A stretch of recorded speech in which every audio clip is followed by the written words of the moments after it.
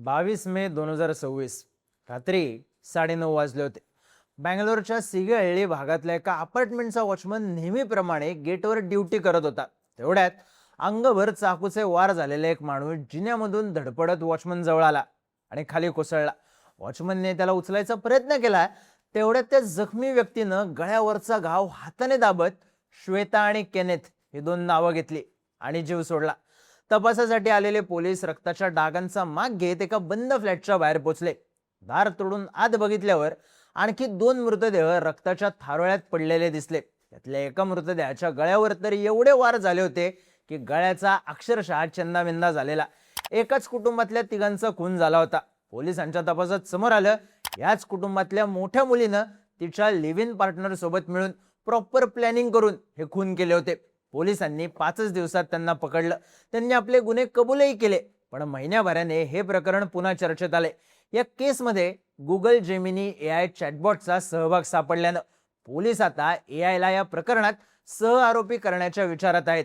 पण हे तिहेरी हत्याकांड नेमकं कसं आणि का घडलं, यात AI चा काय संबंध आणि आरोपी मुलीने स्वतःच्याच कुटुंबियांना का संपवलं, सगळी स्टोरी सांगणारा हा व्हिडिओ. नमस्कार, मी चिन्मय आणि तुम्ही पाहताय बोलभिडू. बँगलोर शहरातले 52 वर्षीय IT प्रोफेशनल सोमसुंदर, त्यांची बायको मुथुलक्ष्मी, मोठी मुलगी श्वेता आणि छोटी मुलगी सुप्रिया यांच्यासोबत शहरातल्या व्हाईटफील्ड परिसरातल्या नल्लूर हळ्ळी भागात राहत होते. मुथुलक्ष्मी हाऊसवाईफ, 19 वर्षांच्या सुप्रियाचं शिक्षण सुरू होतं, तर मोठी मुलगी श्वेता एका नामांकित कंपनीत सॉफ्टवेअर इंजिनियर म्हणून नोकरी करायची. मोठी मुलगी श्वेताच्या प्रेमसंबंधांवरून या घरात नेहमी वाद व्हायचे. कॉलेजपासून सोबत असलेल्या केनेथ अरुण कुमार सोबत श्वेताचे प्रेमसंबंध होते. केनेथ सुद्धा सॉफ्टवेअर इंजिनियर म्हणून चांगल्या पगारावर नोकरी करायचा. पण तरी मुथुलक्ष्मी आणि सोमसुंदर यांचा या नात्याला विरोध होता. याच कारणावरून घरात वाद व्हायचे. मुथुलक्ष्मी श्वेता आणि केनेथला भेटू द्यायच्या नाहीत.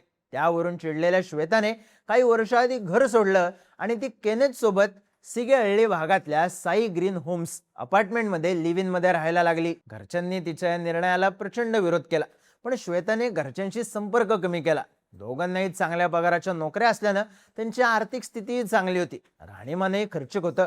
या दोघांनी मिळून क्लाउड किचन सुरू करण्याचा निर्णय घेतला. आपापल्या नोकऱ्या सोडल्या आणि बिझनेस सुरू करण्यासाठी श्वेताच्या नावावर बँकेतून कर्ज काढलं. पण हे क्लाउड किचन काहीच दिवसात बंद पडलं.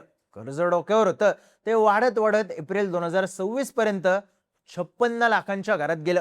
कर्ज फेडण्यासाठी काहीच सोर्स नसल्यानं हप्ते बाउन्स व्हायला लागले. आता श्वेता आणि केनेथ जरी सोबत राहत असले तरी त्यांचं लग्न झालं नसल्यानं लोन रिकव्हरीच्या सगळ्या नोटीस श्वेताच्या आई वडिलांच्या घरी जायच्या.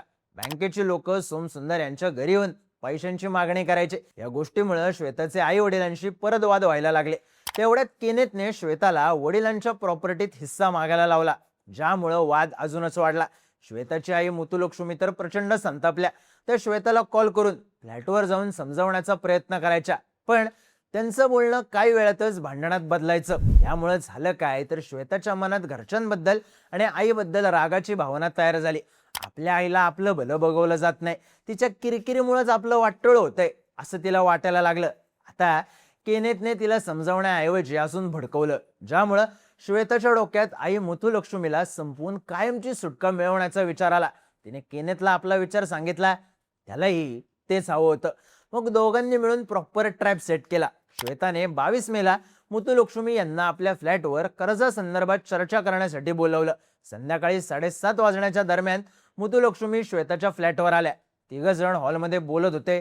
तेवढ्यात दोघींमध्ये वाद सुरू झाला आणि केनेथने श्वेताला इशारा दिला. तिने लागली सोफ्यावर बसलेल्या मुथुलक्ष्मी यांच्या अंगावर झडप घातली. त्यांचे हात आणि तोंड दाबून धरलं. मुथुलक्ष्मी यांना काही कळायच्या आत केनेथने धारदार चाकू काढून त्यांच्या गळ्यात एकामागून एक वार करायला सुरुवात केली. केनेथने मुथुलक्ष्मी यांच्या गळ्यावर अत्यंत क्रूरपणे 26 वार केले. काही सेकंदात त्यांचा मृत्यू झाला. मग केनेथने मुथुलक्ष्मी यांचा मृतदेह ओढत ओढत बाथरूम मध्ये नेला. तोपर्यंत श्वेताने भिंतीवर आणि फरशीवर उडालेलं रक्त व्यवस्थित साफ केलं आणि त्यावर मिरची पावडरचं पाणी शिंपडलं. इकडे केनेथ मुथुलक्ष्मी यांच्या मृतदेहाचे तुकडे करायच्या तयारीत होता. तेवढ्यात त्यांच्या फ्लॅटची बेल वाजली. प्लॅनिंग नुसार या वेळेला कुणी घरी येणं अपेक्षित नव्हतं.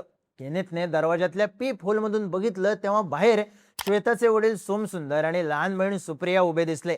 आपण तर फक्त मुथुलक्ष्मी यांनाच बोलवलेलं, मग हे दोघं कसे काय आले, हा प्रश्न त्यांना पडला. पण त्याच्यावर विचार करायला वेळ नव्हता.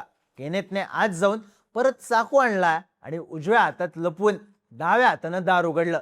अगदी शांतपणे सोमसुंदर आणि सुप्रियाला आत येऊ दिलं. त्यावेळी श्वेता हॉलमध्येच उभी होती. तिने सोमसुंदर यांच्याशी बोलायला सुरुवात केली आणि पुढच्या क्षणी केनेथने सुप्रियावर हल्ला केला. सोमसुंदर यांनी त्याला अडवण्याचा प्रयत्न केला, पण केनेथने त्यांना ढकलून दिलं. गळ्यावर अगदी खोल वार झाल्यानं सुप्रिया कोसळली. मग केनेथने सोमसुंदर यांच्या गळ्यावर, पोटावर आणि छातीवर वार केले. तो त्यांनाही संपवणारच होता, पण ते कसे बसे केनेथच्या तावडीतून सुटून फ्लॅटच्या बाहेर पडले. धडपडत वॉचमन पर्यंत गेले आणि श्वेता आणि केनेथने माझ्यावर, माझ्या बायकोवर आणि धाकट्या मुलीवर वार केलेत. माझ्या मुलीला वाचवा असं म्हणत जीव सोडला. मुथुलक्ष्मी यांच्या मर्डरचं प्रॉपर प्लॅनिंग झालं होतं, पण सोमसुंदर आणि सुप्रियाचा मर्डर सिलेबस मध्ये नव्हता. पण तरी केनेथने त्यांना का मारलं हे श्वेताला कळत नव्हतं. छोटी बहीण सुप्रियाला रक्ताच्या थारोळ्यात बघून तिला धक्का बसला, पण केनेथने तिला शुद्धीवर आणलं आणि पुढचा प्लॅन एक्झिक्यूट केला. सोमसुंदर खाली पोचायच्या आत त्यांनी फ्लॅटला कुलूप लावलं. बिल्डिंगच्या गच्चीवरून दुसऱ्या बिल्डिंगवर गेले आणि त्या जिन्यातून खाली उतरले.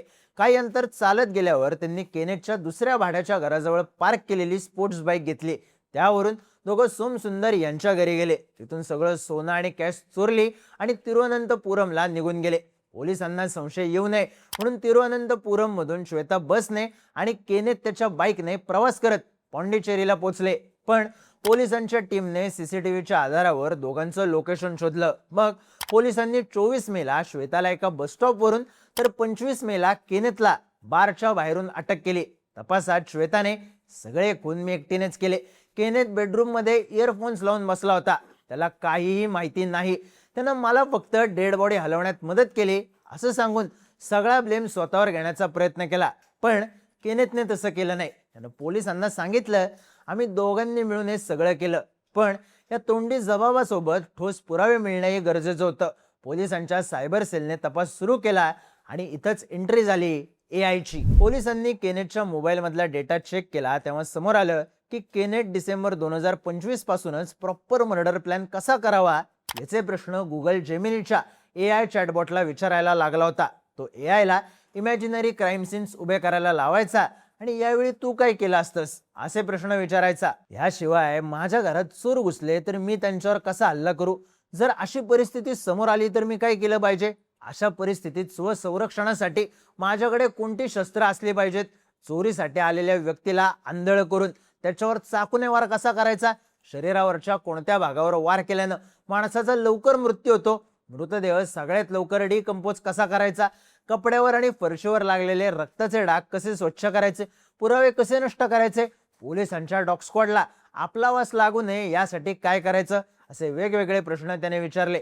पोलिसांनी गुगल जेमिनी कडून केनेथची चॅट हिस्ट्री मागून घेतली आणि कोर्टात डिजिटल एव्हिडन्स म्हणून सादर केली, ज्यामुळे केस आणखी स्ट्रॉंग झाली.